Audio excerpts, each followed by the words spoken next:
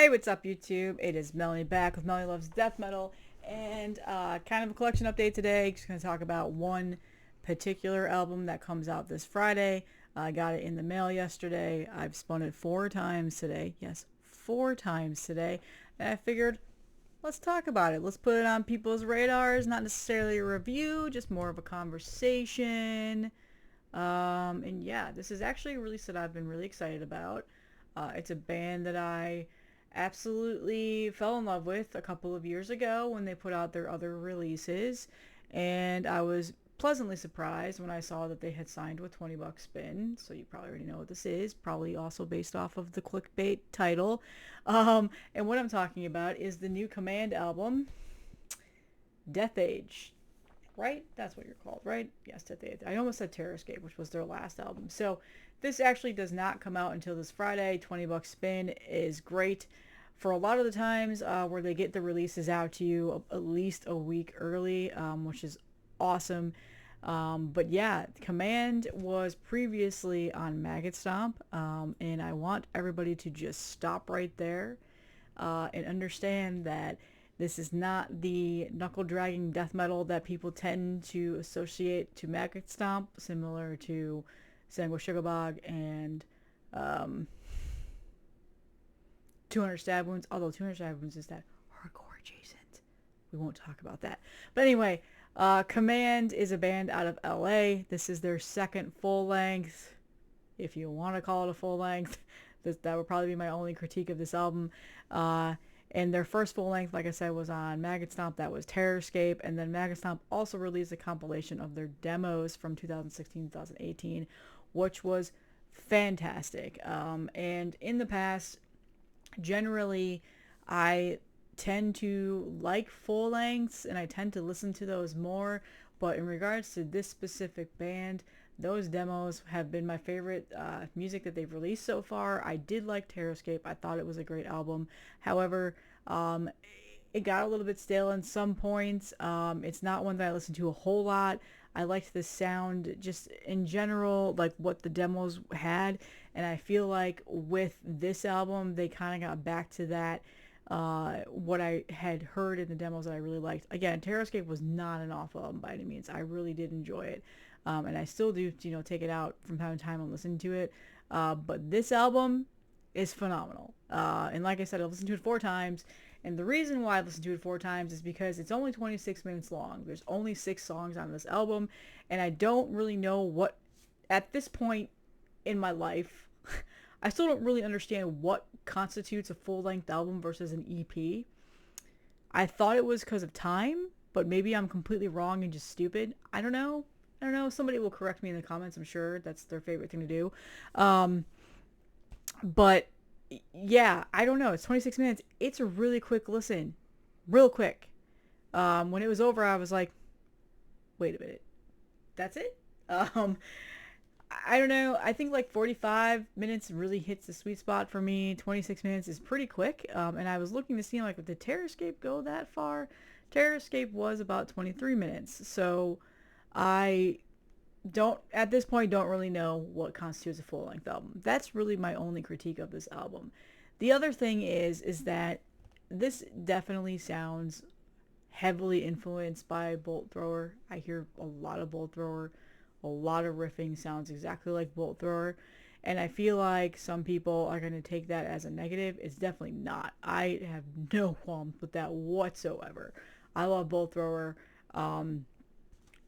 Bolt Thrower is one of those bands where if I'm just in the mood for just heavy, straightforward death metal, no frills, no nothing, familiarization, something that is like a comfort music to me. Bolt Thrower is one of those bands I put on.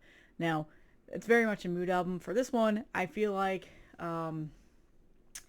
definitely not much of a need to be in the mood for this. This is going to be one of those albums that I'll probably pop on for that specific reason. Some Bolt Thrower albums are mood albums for me. Others aren't. It just depends on, like, For Victory is one of my all-time favorite Bolt Thrower albums. I think that's fantastic. I can listen to it any time of the day, all the time. There's a couple albums that I'm just not that, like, too keen on. Anyway, I've gone off on a tangent. I think it's a really good album. Again, it's only 26 minutes long, 6 songs. Definitely has that Bolt Thrower sound to it. It's a band of 5 guys. There are... Oh, there's only one guitarist. Why did it sound like there were two? Okay, well, they do that buzzsaw guitar, and for sure thought that there was definitely a rhythm and then a lead guitarist. But, okay, so anyway, again, I've completely gone off on a tangent. There's the back. There's the front. I love the artwork. The artwork is very, very cool. I like the black and white aesthetic to it. And then the printed inner sheet is just the lyrics with some more images right there. I was trying to read who did the art, and I can't pronounce the name. I'll link it in the description. But yeah, I really enjoyed the artwork around this. As far as the vinyl color, because I know that you guys like to see that, I did get a colored press. Obviously, 20 bucks spin presses a lot of different colored variants. There is black too, but I've got the like blue and silver merge thing. I don't know. I think this was B1. I can't remember what variant it was. And this is not sold out. There's also CDs and tapes. I think there might actually be shirts too. I don't know. If there's shirts, I'm definitely going to buy one because I love this artwork. But yeah, again, it comes out this Friday. And if you're keen and you want to, go further into their discography, 20 bucks spin still, not 20 bucks spin, Maggot Stomp still has Kommand stuff available. As you guys know, Maggot Stomp now sells all their stuff on Closed Casket Activities. I definitely think you should go check them out. Again, in terms of their first full-length Terrorscape and this one, I feel like they've progressed a lot. This one is definitely a much more solid album in my opinion. I really, really enjoy it. And I think that, as far as death metal goes, we've had a very strong 2023 in terms of death metal releases that have come out. So I really am interested to see, like what else is going to be coming out. This is definitely like that war-themed metal, not war metal. Do not confuse that with war metal. War-themed metal, similar to Bolt Thrower. So there's definitely that in regards to the lyrical content. And I think that they're a great band. I think that they've made a really good record. Nothing too mind-altering. They haven't like reinvented the wheel here. They haven't done anything like super out there, spectacular, done anything new. It's just your very straightforward death metal record. And it's a quick listen. It delivers,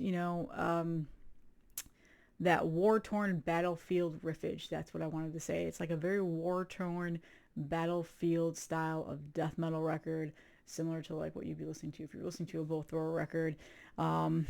It's got very, very good riffs, those buzzsaw riffs. I love the vocals. And I think in general, this has satisfied that Bolt Thrower need for me. I do like when bands are heavily influenced by older, iconic bands, and they carry on that sound. Some people, on the other hand, are not that happy when bands do that, aka a lot of people shit on Frozen Soul for that same exact reason. They definitely had a lot of that Bolt Thrower influential sound. But for me, I don't find that as a negative. I think it's great when bands do that. It just, it fulfills that void of not having new Bolt Thrower music, to be honest with you. And I think it's a good album. It's definitely good. Check it out. And if you have already, if you've gotten it, let me know what you think. But again, it comes out this Friday. Definitely a release that was on my radar this year. And I just wanted to show it off and talk about it. So that's all that I have today, you guys. I will see you in the next one. Nope. One more thing. I did a live stream with Ground Zero Salem, Pat, yesterday on his YouTube channel. Pat is an OG of this metal YouTube space.